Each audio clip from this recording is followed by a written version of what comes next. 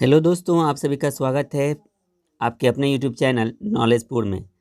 आज के वीडियो में हम डिस्कस करेंगे इतिहास के तीसरे अध्याय का सभी ऑब्जेक्टिव प्रश्न जो भी प्रॉपर बुक में है, हम उसको डिस्कस कर रहे हैं। जैसे ही हमारा पूरा इतिहास का ऑब्जेक्टिव सब क्लियर हो जाएगा, मैं आपके लिए लेके आऊँगा जो प्रीवियस ईयर है, कम से कम 5 या 6 साल का जो पूछा गया है, हम उनको भी आपके साथ डिस्कस करेंगे। ठीक है, तो चलिए शुरू करते हैं हम आज के वीडियो को। अगर आपको किसी भी प्रश्न का उत्तर पता है तो आप वीडियो को रोककर कमेंट सेक्शन में उत्तर लिखने का प्रयास जरूर कीजिएगा। तो आज का हमारा पहला प्रश्न है, रूस में दास प्रथा का अंत कब हुआ था? ऑप्शन आपके लिए 1861 ईस्वी में, 1862 ईस्वी में, 1863 ईस्वी में या फिर 1864 ईस्वी में। तो इसका उत्तर अगर आपको पता है किसी भी प्रश्न का, तो आप उसका आंसर कमेंट सेक्शन में जरूर लिखिएगा। तो इसका उत्तर क्या हो जाएगा? क 1861 ईस्वी में। ठीक है। दूसरा प्रश्न है, रूस में जार का अर्थ क्या होता है? रूस में जार का अर्थ क्या है? पीने वाला बर्तन, रूस का सामान, पानी रखने की मिट्टी का बर्तन या फिर रूस का सम्राट। तो रूस में जार का अर्थ क्या होता है? तो रूस का सम्राट होता है। ठीक है। तीसरा प्रश्न आपके लिए, कार्ल मार्क्स का जन्म कहाँ हुआ था? ऑप्शन आपके लिए इंग्लैंड में, इटली में, जर्मनी में या फिर रूस में। तो इसका उत्तर क्या हो जाएगा? जर्मनी में। कार्ल मार्क्स का जन्म कहाँ हुआ था? तो जर्मनी में हुआ था। 4 नंबर का प्रश्न आपके लिए, साम्यवादी शासन का पहला प्रयोग कहाँ किया गया था? तो साम्यवादी शासन का पहला प्रयोग किया गया था रूस में। कहाँ किया गया था? रूस में। 5 नंबर का प्रश्न है, यूटोपियन समाजवादी कौन नहीं था? यूटोपियन समाजवादी कौन नहीं था? लुई क्ला, सेंट साइमन, कार्ल मार्क्स या फिर रॉबर्ट ओवेन। तो इसका आंसर क्या हो जाएगा? Robert Owen. ठीक है। 6 नंबर का प्रश्न है आपके लिए, war and peace, war and piece किसकी रचना है? ठीक है। आपको इसका जवाब देना है और आपके लिए ऑप्शन है Karl Marx, Tolstoy, Dostoevsky, Engels. War and piece किसकी रचना है? तो यह रचना है टॉल्स्टॉय की। ठीक है। 7 नंबर का प्रश्न आपके लिए, बोल्शेविक क्रांति कब हुई थी? बोल्शेविक क्रांति ये कब हुई थी? फरवरी 1917 में, अप्रैल 1917 में, नवंबर 1917 में या 1905 ईस्वी में।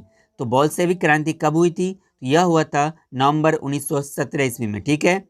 चलिए हम अगले प्रश्न को देखते हैं।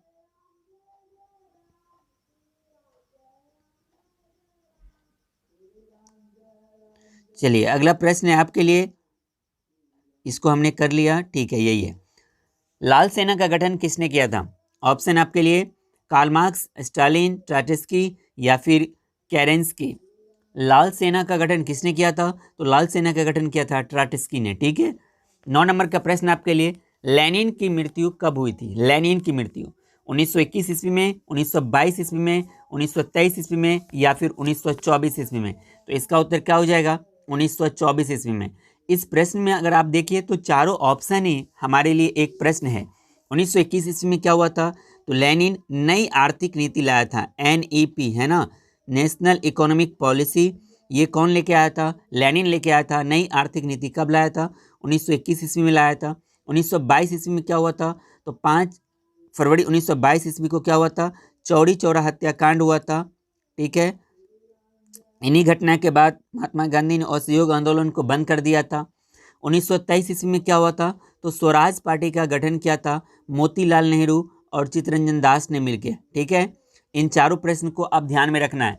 लेनिन नई आर्थिक नीति कब लेके आता है? 1921 ईस्वी में, और लेनिन की मृत्यु हो जाती है 1924 ईस्वी में। 1922 ईस्वी में चौरी चौरा हत्याकांड होता है और 1923 ईस्वी में स्वराज पार्टी का गठन होता है मोतीलाल नेहरू और चित्तरंजन दास के द्वारा। चलिए अगले प्रश्न की ओर बढ़ते हैं।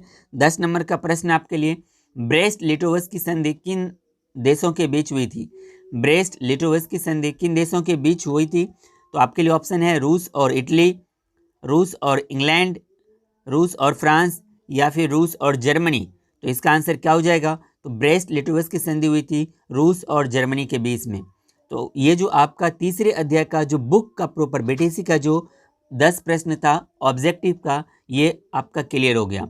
अगर इसमें से किसी भी प्रश्न में आपको डाउट है तो आप कमेंट सेक्शन में कमेंट जरूर कीजिएगा। अब इस 10 प्रश्न में से आप मुझे कमेंट करके बताइए कि आपका कितना सही हुआ। ठीक है। और मैं फिर कहता हूँ, आगे जो भी वीडियो आएगा ऑब्जेक्टिव का या फिर मिलान करने वाला, आपको अगर किसी भी प्रश्न का उत्तर पता है तो आप वीडियो में ज़रूर लिखिएगा। मैं दीर्घ उत्तरीय 200 शब्दों में लिखने के लिए नहीं कह रहा हूँ। ऑब्जेक्टिव प्रश्न है, लिखिए, इनसे आपका कॉन्फिडेंस 100% बढ़ेगा। तो अगर आपको इस वीडियो से कुछ भी थोड़ा बहुत भी फ़ायदा हुआ, अगर आपको लग रहा है कि नहीं, यह वीडियो ठीक है, हमारे लिए एक रिवीजन ही हो गया, तो आप इस वीडियो के लिंक को अपने सभी दोस्तों के साथ शेयर ज़रूर कीजिएगा। अगर आप सोशल नेटवर्क यूज़ करते हैं तो वहाँ पर भी इसे शेयर कीजिए, ताकि और सारे लोगों का फ़ायदा हो सके। तो हम मिलते हैं अगले वीडियो में, तब तक देखते रहिए नॉलेजपुर के और सभी वीडियो को। जय हिंद, जय भारत।